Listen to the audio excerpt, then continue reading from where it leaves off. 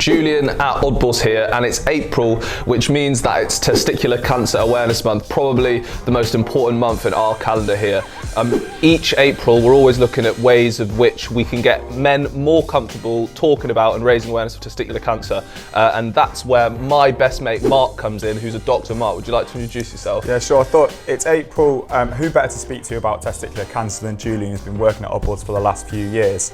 I've recently started an Instagram page called The Straight Talking Doctor, in which I'm trying to bring easily accessible and digestible information to people on all things health. Absolutely, and I think why we've wanted to do this work with Mark is that Oddballs are brilliant at raising awareness of testicular cancer, but sometimes the more technical information is lost along the way. So this is a really nice opportunity for Mark to dive into, I guess, Mark, what is cancer? And then perhaps you could tell people, what is testicular cancer? Yeah, sure. So just going back to basics, cancer really relates to a group of diseases that basically occur when you get uncontrolled growth of some of the cells in the body. This tends to happen because of mutations in the DNA, and therefore you get some spread into surrounding tissues that goes uncontrolled. In terms of testicular cancer, there are many types, but actually the two main types that we get here in the Western world and across the world really are teratomas and seminomas. So Julian, I've been following Oddballs for a few years really since you started, and the amount of work you've done for testicular cancer is amazing, going into schools, talking to kids and really making a difference. But I want to just ask you then, you're a bit of an expert yourself. Can you tell us a bit about sort of the facts and figures? Yeah, absolutely, I would love to. So I think a really interesting point, first and foremost, is that testicular cancer is the most common cancer in young men. That's why we're here talking about it. It's particularly prevalent in our age group. It's the most common cancer in men aged 15 to 49. So, addressing it with younger men is really important, because if you get into a good routine and habit of checking your cells regularly from a young age, you're more likely to do so as you grow old, and that's really important. A second point, which is really key, is that 2,300 men a year in the UK are diagnosed with testicular cancer. That's a lot of people.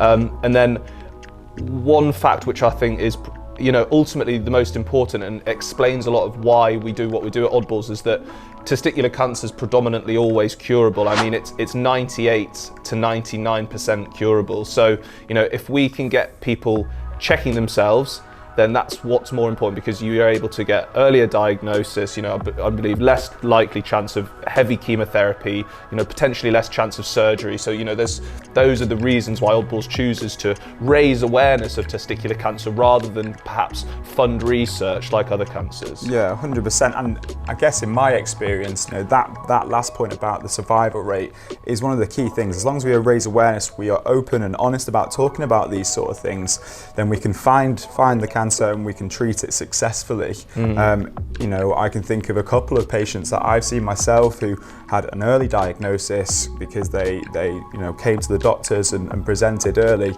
got good treatment and have no life-limiting illness, and I think that's fantastic. And these men that in your experience that have come into the practice, and for the people that are listening, what information have they given you? How have they found out that they've got testicular cancer? Have they gone and found it in the shower, or what's the situation there? Interesting, with both of those patients, it didn't come just from them. They were sort of pushed into coming to see me through their wives or their partners. And I think that is a really important point with testicular cancer. It's not just for men really to know and to discuss about. Their wives were the ones who said, actually, you need to go and get this checked out. And by talking about this sort of thing, by doing what Oddballs do as well, we break that stigma, and we're able to be a bit more honest and open. And as men, we're often not too good at that, talking about these sort of things, whether that's in testicular cancer or even in things with mental health. It's absolutely huge at the moment. Yeah, and I think you made a good point there, which we discuss regularly at Oddballs, or a conversation that I've had a lot. So our Oddballs Foundation, our ambassadors go into schools and deliver talks on testicular cancer awareness and what Oddballs does to raise awareness. And a question that we're often confronted with immediately by teachers is, well, is it appropriate for the girls to sit in on? Is there something that Oddballs could do that isn't about testicular cancer for the girls? And it's a little bit frustrating. I see why that's the initial point raised, but it's frustrating because we really believe that girls need to be educated on this too, for the points you made, that they're going to have a husband, a partner, a dad, a son in their life that might be worried, and they need to know that information, and they need to address the stigma and the taboo, so they're able to comfort said man in their life. So it goes both ways, you know, the same way that a man should be able to be approached by a lady regarding concerns around breast cancer. I mean, ultimately, what we're trying to do here is start conversations about stuff that is difficult to talk about, whether it's testicular cancer, mental health, wider conversations. Yeah, and for people that testicular cancer typically, you know, presents in, people our age and you know, young males, often it's their partner who's the one that they can, you know, confide in and can speak to. So having that person there with you who is open and honest as well, and the conversations there, she was probably going to be, she could well be the one that tells you to go and get something seen, and is the one that you can trust. And I think that's really important as well. So, Mark, I guess I've got a scenario to run by you, which, you know, many young men might find themselves in, or at least, you know, they should be aware that they might find themselves in this sort of situation. So, I'm in the shower, checking myself once a month, like Oddballs tells me to do. I'm having a good feel of my testicles, making sure I'm looking for lumps and bumps, any abnormalities that, you know, might be there. Let's say one occasion I do find something, and, you know, obviously I'm going to be worried. As a doctor, what advice would you give me in this scenario? Yeah, sure.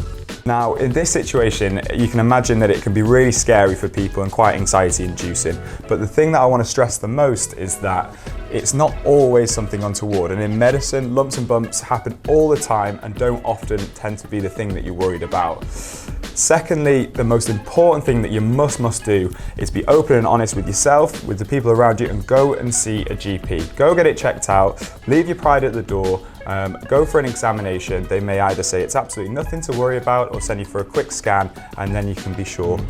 Yeah, I think they're really good points, and this Oddballs are often reached out to by young men, but because of our work, they have found a lump or a bump and they've gone and seen a doctor, and the statistics show that more often than not, it is actually nothing to worry about. But importantly, we have had people that have reached out and have found, you know, cancer over the years. So it shows that the work that we're doing is working, but it also shows the reality that people need to be checking. In terms of the symptoms, you know, we've touched on the fact that it might be, you know, a lump or a bump, but could you maybe dive into a bit more of the detail on that? Sure. Yeah, absolutely. I mean, most times, 9 times out of 10, that the main symptom is a painless swelling or lump in your testicles, and that's what you usually will find.